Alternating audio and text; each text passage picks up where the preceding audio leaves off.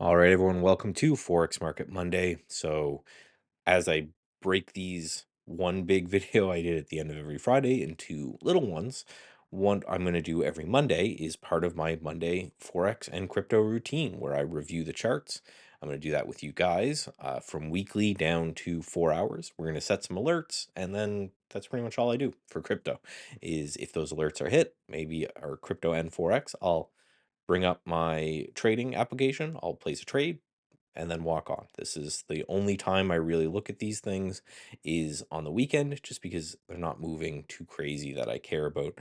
I find this is a much better way to be much more detached from the trading and systematize it in some way, which I talk about a lot on my podcast with Dave. If you haven't checked that out, make sure you're signed up to the free email list. I'll email you every time a new podcast comes out. So let's get started here. We'll do the crypto first, and we'll get started with Bitcoin, and we'll go to the weekly chart. Talked about this on the weekend report. I am long a little bit in through Bitcoin here, but I'm looking for this thing to bounce. Now, that might take a couple of weeks. It may take some time. If we go into the daily chart, you can see we sold off a little bit here. So we can just go and delete these. And actually, let's just move that to here and see how close we are. We're still a long way away.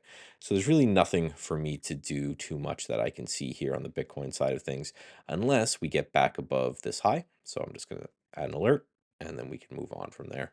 Ethereum, just a dog still, right? Barely able to get off this prior resistance that had acting as support, nowhere near all-time highs. And that's the same with a lot of these currencies.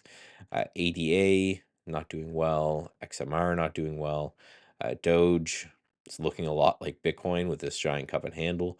But again, relative to the all-time highs, this thing has to double. Binance token, again, not able to get near highs. We have Solana.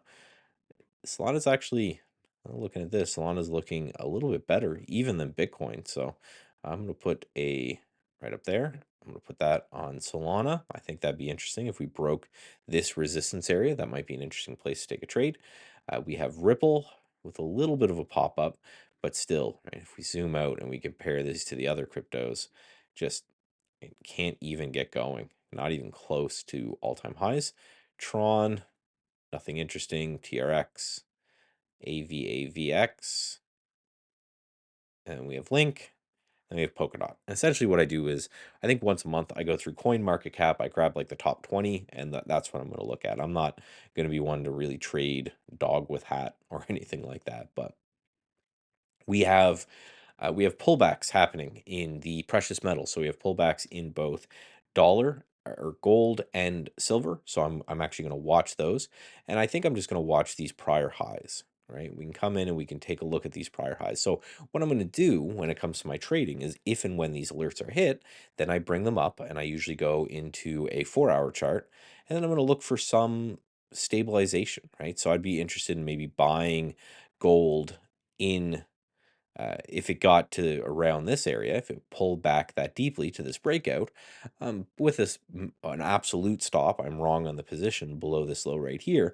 but I'm not just going to buy it when it gets there. I'm going to look for some sign that there are buyers that are holding this zone on the 4-hour chart. And then if I see that, I'm going to take the trade with a stop down here, and then probably be out by the end of the week, and then rinse and repeat.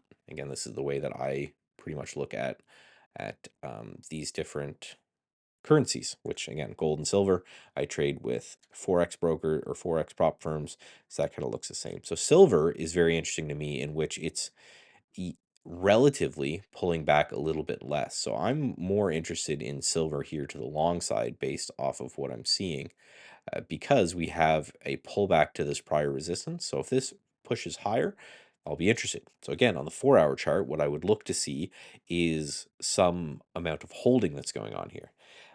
You can see this popping up. This is actually me running systems. I'm starting to build systems out for Forex now, which will be part of Stats Edge Pro whenever I am done with those. I have no ETA on those yet. I need to do a lot of work there, but that's the basic idea. So now let's take a look at Euro.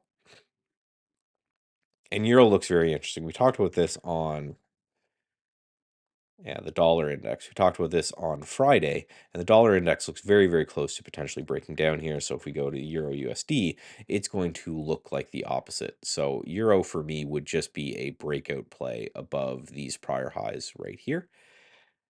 And another one that I actually do like to play is Euro Pound. I like to look at this relative relationship to see if there's anything here, but I don't right now. And the other nice relative relationship I like is Aussie CAD, which we'll look at in a second. But this is very interesting with Aussie dollar. We're pulling up to this major, major AVWAP from this crash low that happened in 2020. So if the dollar bounces this week, then Aussie dollar could look a little bit weak. It could bounce off this level. So that would be a short. So what I'm doing in my head, and this is discretionary-ish with systems, we'll just do this. Red means good and green means bad because I don't want to find the other thing. But I look to buy it and I say, okay, well, if we start to pull off here and I take a short, I put a stop above here and this moves, then I could get, nearly a 3-to-1 risk reward ratio. So that ends up being an interesting trade that I want to take a look at. US dollar, Aussie CAD. I don't really see anything here, but that's an interesting crossbear because they're both petro currencies. Uh, US dollar CAD is in this downtrend currently. Let's run maybe an anchored VWAP off this prior high and see what happens there. So we have a long way to go from there. So maybe I'll just put an alert there in case we bounce. This would be more if the dollar bounces, that Aussie dollar will be coming down. And then if the dollar bounces to this level, maybe that's where I'll look to take a short on a shorter term chart. Uh, I've been watching this for a long time, but it really hasn't happened. But we'll set an alert there for a US dollar CHF because the idea is simply, I think if this breaks down on the Swiss franc, that could be an interesting push lower. Last but not least, we'll take a look at the yen. And there's not really too much I see on the yen. The yen, if anything, I'm interested in this to the long side, just because I think everybody has been short, or so we flip this is the other way around. But there's really nothing that I see here that gets me too interested yet. I think we need to be above this level right here. So um, first quick draft on what I like to do here when it comes to foreign or crypto and it comes to currencies. This one's a little bit short because it's a holiday here and the kids are home, so I have to go help them out. But the idea is on these Forex Market Mondays, we're going to dive a little bit deeper as I build out some algorithms. That will be part of it as well, where we start to take a look at where the algorithms are looking to buy and sell and see if we agree with that as human beings. But that's it. A lot of people do ask what I do because they've seen me on the Fivers podcast with the however many thousand, 30, 50, whatever payout I got from them and all these things. Say, what do you do? Well, just like anything, I just do some basic technical analysis with trends. On the Friday, I go through those weekly charts that I do with you guys on Fridays. And then on Monday, I load up the intraday or the daily charts and I just set alerts. If this gets here, I'm interested. If it gets here, I'm interested. The beauty of trading foreign currency, which is part of the downside as well, is there's not a whole lot out there. So I went through, I think I have maybe 5 alerts here that if they trigger, I'm interested. And if they don't trigger, I'm not interested. 1, 2, 3, 4, 5, 6, 7, 8. So 8 potential alerts. If they get to these price, I may or may not take a trade. So at max, I know this week I'll take roughly 8 trades. And then I ignore it, right? The beauty of the world we live in is an alert will come to my phone or my watch or wherever I am.